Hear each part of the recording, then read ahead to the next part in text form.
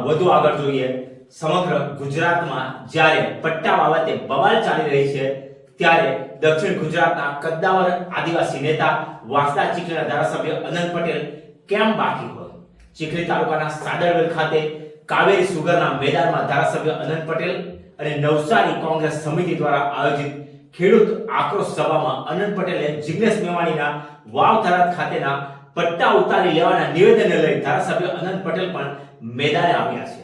ચીખલીના સાદરવેલ ગામે કાવેરી સુગરના મેદાનમાં કોંગ્રેસ સમિતિ દ્વારા આયોજિત ખેડૂત આક્રોશ સભામાં 2000 થી પણ વધુ ખેડૂતોની હાજરીમાં મંચ ઉપરથી અનંત પટેલે પણ જુગાર દારૂ ગાંજાના હપ્તા ઉઘરાવતા પોલીસ કર્મીઓના પટ્ટા ઉતારી લેવાની વાત કરી છે અને વધુમાં એમ પણ કહ્યું હતું કે જિગ્નેશ મેવાણીની સાથે સમગ્ર આદિવાસી વિસ્તારના લોકો છે.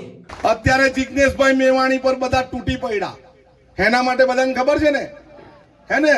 એના માટે પેલો પોલીસનું હાચું કહેવા લાગ્યો ને, એના માટે એના પર તૂટી પડ્યા. પણ અનંત પટેલ અને આખી કોંગ્રેસ સમિતિ જિગ્નેશભાઈ મેવાણીને સમર્થન કરે છે ને અહીંથી અનંત પટેલ બી પોલીસને વોર્નિંગ આપે છે, જો તમે સારા કામ નહીં કરવાના હોય, તમે દારૂવાળાના પૈસા લેવાના હોય, તમે ચકલી બોબલી વાળાના પૈસા લેવાના હોય, તમે ડ્રગ્સ જુગારવાળાના પૈસા લેવાના હોય તો સમજી જોજો તમારા પટ્ટા ઉતરતા વાર નહીં લાગે. અમારી સરકાર 2027 માં આવવાની છે.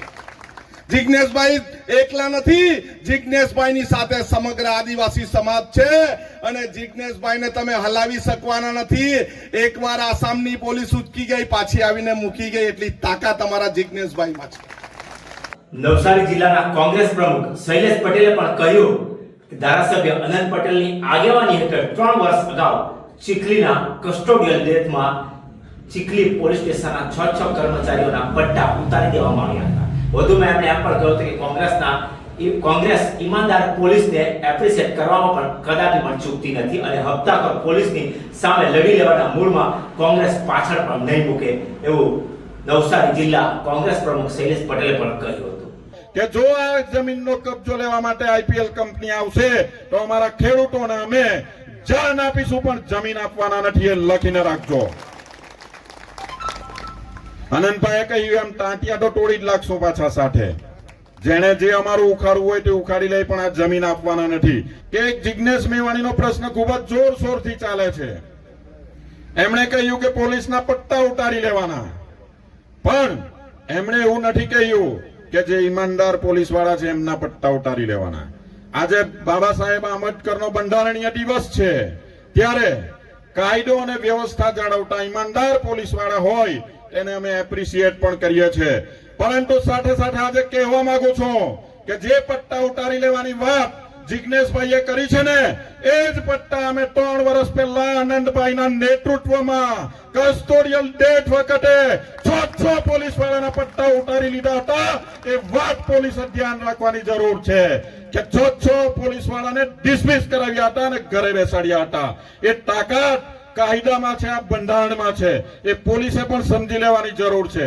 અત્યારે 8મું ધોરણ ફેલ ગૃહમંત્રીના હાથા બનીને જે પોલીસ ભારતીય જનતા પાર્ટીનો પટ્ટો પહેરીને જે પોલીસ લોકો સાથે અન્યાય કરે છે, લોકો પર દમન કરે છે, એવી પોલીસને અમે સાંખી લેવાના નથી. જે ભ્રષ્ટાચારી પોલીસ છે, જે હપ્તાખોર પોલીસ છે, જે વ્યાજખોર પોલીસ છે, જે સટ્ટાખોર પોલીસ છે, એને અમે કદી છોડવાના નથી અને એમની સામે લડતા કદી અચકાવાના નથી.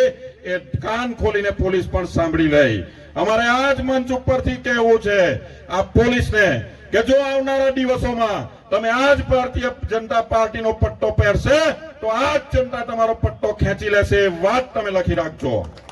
સમગ્ર બાબતમાં ગુજરાતમાં પટ્ટા ઉપર રાજકારણ ખૂબ જોરથી ગરમાવું છે અને દક્ષિણ ગુજરાતના કદ્દાવર નેતા અનંત પટેલ પણ એમાં બાકી રહ્યા નથી. એમના નિવેદનથી રાજકારણમાં ફરી પાછો ગરમાટો આવી ગયો છે.